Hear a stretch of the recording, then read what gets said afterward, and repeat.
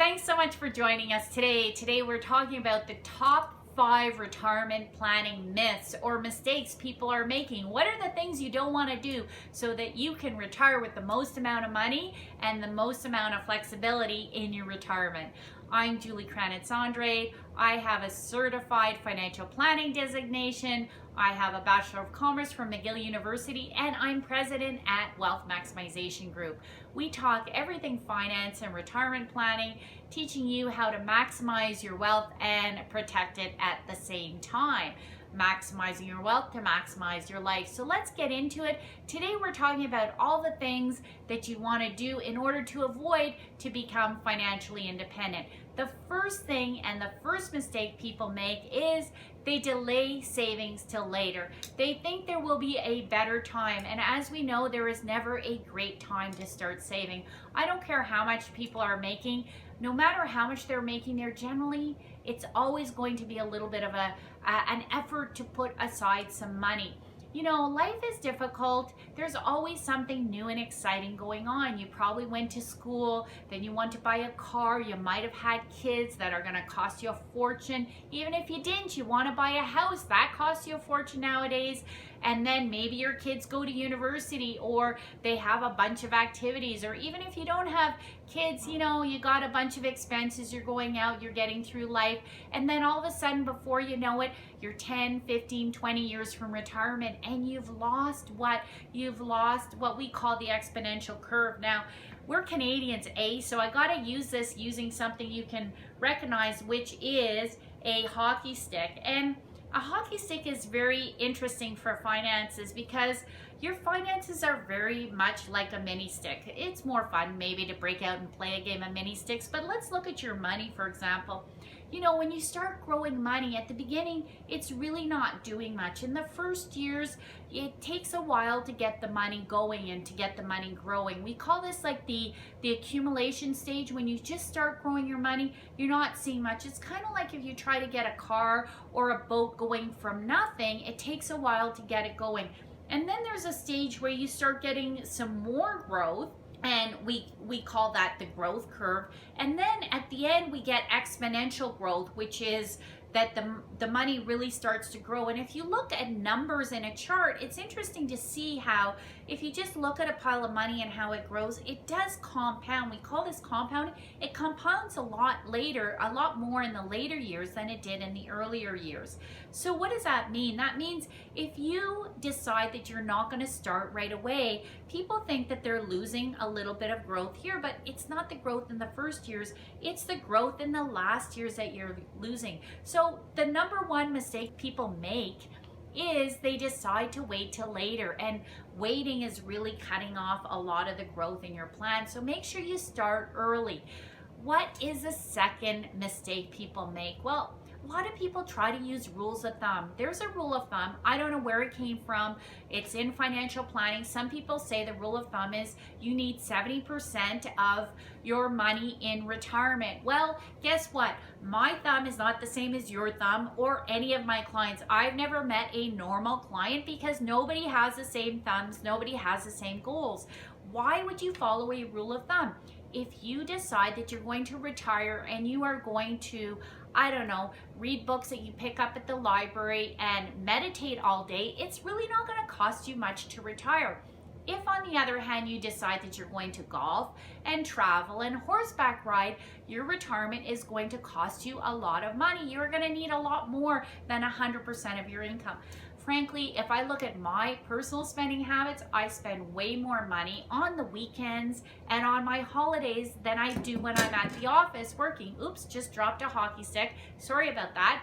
But, you know, that's the reality. When you're on vacation, you tend to spend more money. If you're in retirement, you're not working, you're probably going to want to spend money on your hobbies. What are your hobbies? Like, I make jewelry, for example. There's always another bead I need, and that costs money. So you got to really personalize things to yourself. And the other thing is the rule of thumb. Why do you not use rules of thumb? Well, your costs are also going to go up over time. Remember, there's the cost of living. We call this inflation. Like, inflation is huge. If you bought a house 20 years ago compared to now, the price has probably doubled. So think about it. If you're thinking about what you need today and you're 20 years from retirement, you're probably going to need to double that number. So don't do it on a napkin. Make sure you actually do some numbers to create and figure out what you're going to need. So that's the second rule. Do not follow rules of thumb. The third myth that people have in retirement is they are going to be in a lower tax bracket. Hey, you know what? I hate to say it, but all governments, I don't care what government you believe in, I think they all spend money like water. They spend our hard-earned money without doing proper due diligence. That's just my personal belief. So generally what happens is taxes go up over time.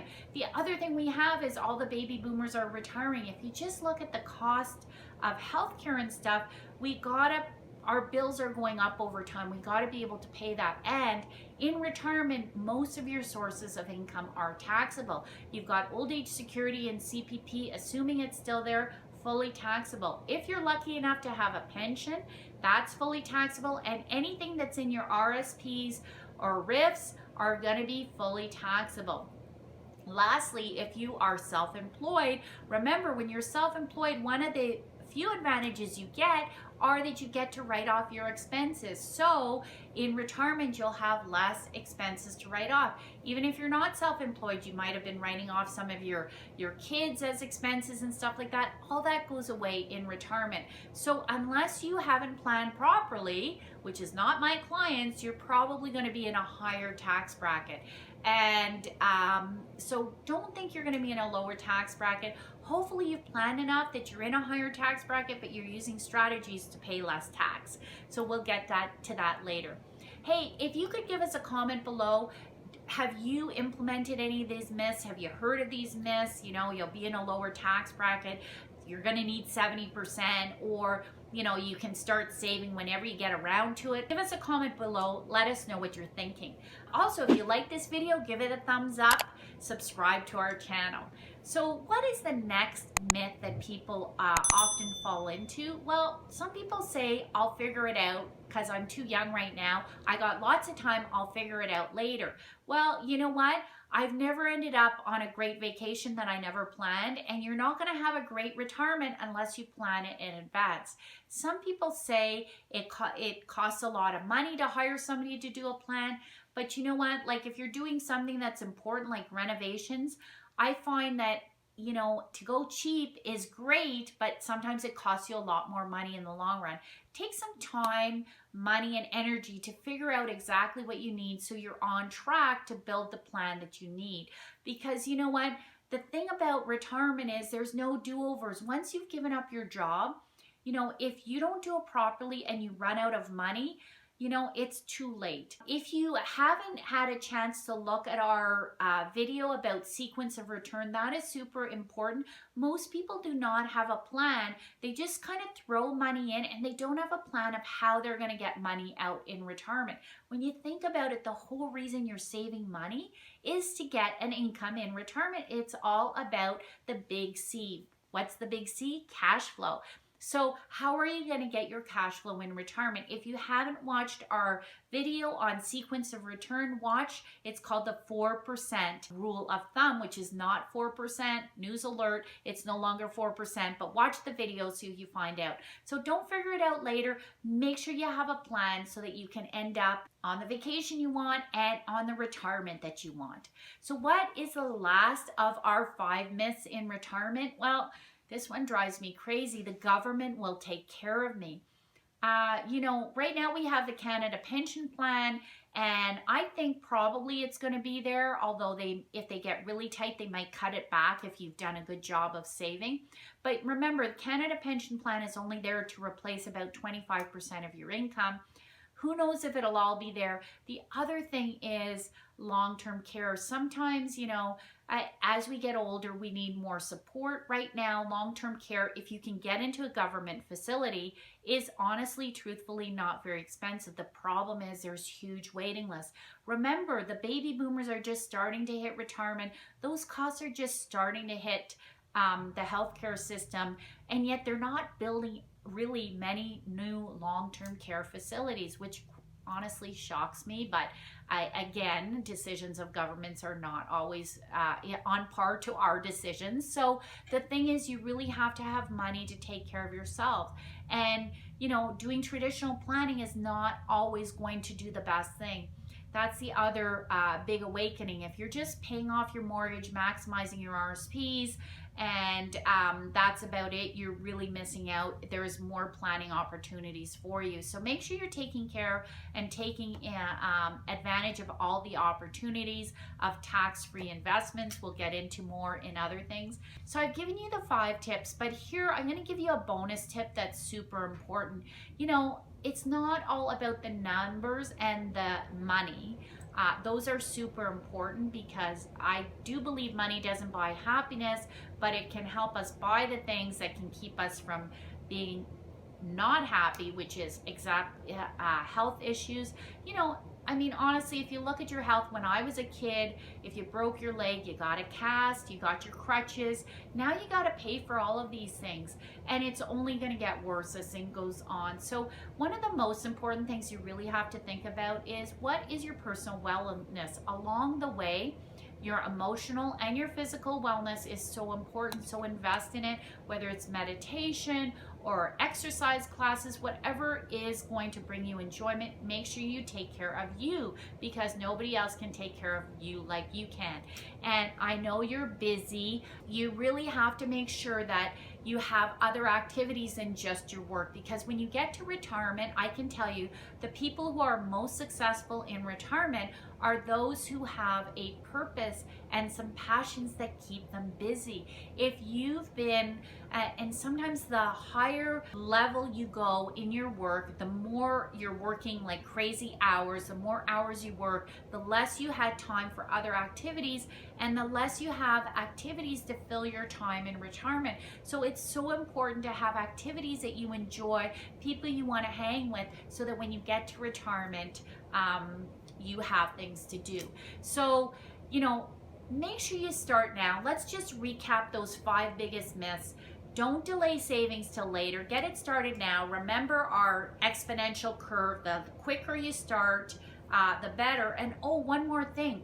If you're older, let's say you're in your 50s and you're putting money into, say, RSPs, that money doesn't have too long to grow. There's actually other opportunities that may be better for you. Maybe not, but maybe. So really important that you look into that. Remember that rules of thumb are just guidelines for people who are too lazy to figure out what's right for them. Make sure you don't follow rules of thumb and you figure out what's right for you. Don't believe you'll be in a lower tax bracket unless you've done some planning. If you've had some hard knocks in life and you are going to be in a lower tax bracket, that's fine. Maybe different strategies work better for you. If not, you know, maybe there's other things you should be looking at. Don't try to figure it out at the end. You know, you've lost a lot of flexibility and opportunity the longer you wait. And don't expect the government to take care of you, because, you know, our government, we have some great services, we have great opportunities in Canada, but they are not there to take care of you.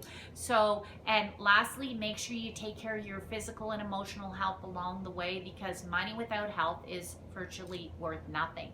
So make sure, again, if you like this video, give it a thumbs up, share it, give us your comments. Are these some of the myths that you've heard before? How are you counteracting some of these myths? And if you would like to become a client, if you look in the description below, you can find out how to become a client. So we are Wealth Maximization Group. We're helping you maximize your wealth so that you can maximize your life, because come on guys, that's what it's all about, having a great life now while you're working and in retirement. Thanks so much for joining us, and have a super day. Bye for now.